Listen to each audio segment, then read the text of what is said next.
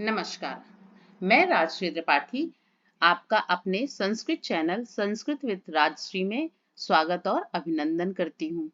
कैसे हैं आप सब बच्चों? आज मैं आपके समक्ष वर्ण विचार के अंतर्गत स्वर के विषय में कुछ लेकर आई हूँ। हम स्वर के विषय में पढ़ेंगे।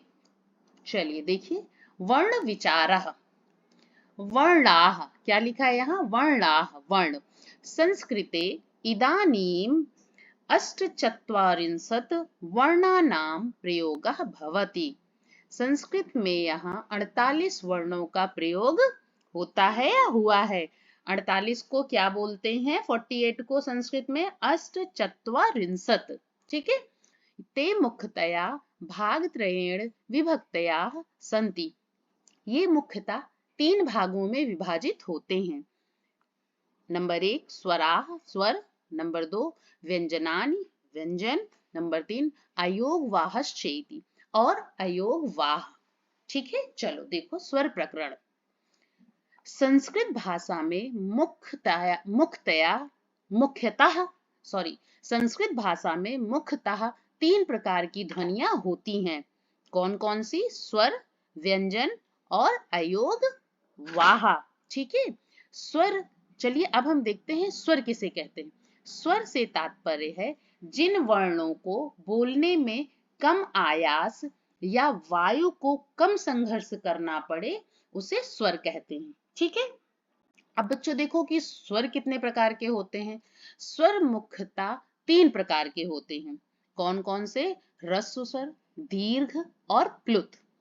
जो ह्रस्व स्वर वो एक मात्रिक होते हैं, दीर्घ स्वर द्विमात्रिक होते हैं और प्लुत त्रिमात्रिक होते हैं। ठीक है। चलिए देखिए, संस्कृत भाषा की संपूर्ण वर्णमाला 14 महेश्वर सूत्रों से बनी है। इन 14 सूत्रों में से प्रथम 4 सूत्र स्वर से संबंधित हैं। ये सूत्र क्या है? ये देख लीजिए अब आप। नंबर 1 अ ई ऊड़ी री ली क ए ओंग ए ओ च। ठीक है। अ ई ऊड़ी री ली क ए ओ अंग ए ओंगा ए ओ च। इनमें अंतिम अक्षर इत संज्ञक है। किनमें? ये जो सूत्र हैं 4, इनके अंतिम अक्षर। ठीक है ना। जैसे ये अड़ा, क, अंगा और चा, ये जो 4 अंतिम अक्षर है ये इत संज्ञक है। ठीक है ना। अतः ये गिने नहीं जाते हैं। ये प्रत्याहार बनाने के लिए है। जैसे अक प्रत्याहार ह्रस्व स्वर के लिए है। ठीक है ना। इनमें आ से लेकर ऋ तक के स्वर शामिल हैं। आ से लेके ऋ तक के स्वर अक प्रत्याहार में आते हैं। ठीक है ना। जिसमें अड़ा और का नहीं गिना जाता है। ठीक है ना। अब देखिए यहाँ लिखा है ना, ली तक के स्वर शामिल है सिवाय अड़ा और का के।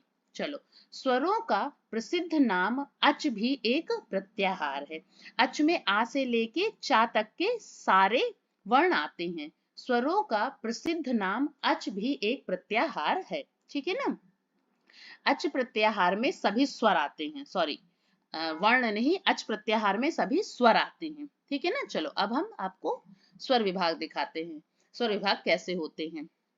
अ ई उ री लि ह्रस्व एवं एक मात्रिक स्वर होते हैं। क्योंकि इनको बोलने के लिए हमें कम प्रयास करना होता है। मतलब बहुत ही आसानी से जल्दी से बोल देते हैं हम। अ ई उ री ले, ये ह्रस्व अ एवं एक मात्रिक होते हैं। आ ई उ री ए ऐ ओ औ, ये दीर्घ एवं द्विमात्रिक स्वर है। इनको बोलने के लिए हमें ज्यादा जोर से, मतलब ज्यादा मुख को फैलाना पड़ता है। जैसे आ ई उ री ए ऐ ओ औ, इस प्रकार। ठीक है। चलो देखो, अ ए और ओ की गुण संज्ञा भी होती है। आ ऐ और औ की वृद्धि संज्ञा भी होती है। बच्चों ये गुण संधि और वृद्धि संधि के अंतर्गत आता है। और जब हम संधि पढ़ेंगे तब इस विषय पर हम विस्तृत रूप से जानकारी लेंगे। ठीक है ना। अब हमने इसको वर्ण विचार को अच्छे से पढ़ लिया है। और अगर आपको इसमें किसी भी तरह की कोई परेशानी है तो आप उसे कमेंट बॉक्स में जरूर लिखें, मैं जल्दी से जल्दी उसका जवाब दूंगी। इसे लाइक और सब्सक्राइब करना बिल्कुल भी ना भूलें, ताकि मैं अगला वीडियो जैसे बनाऊं वो मेरे बच्चों तक पहुंच सके। ओके बच्चों, धन्यवाद।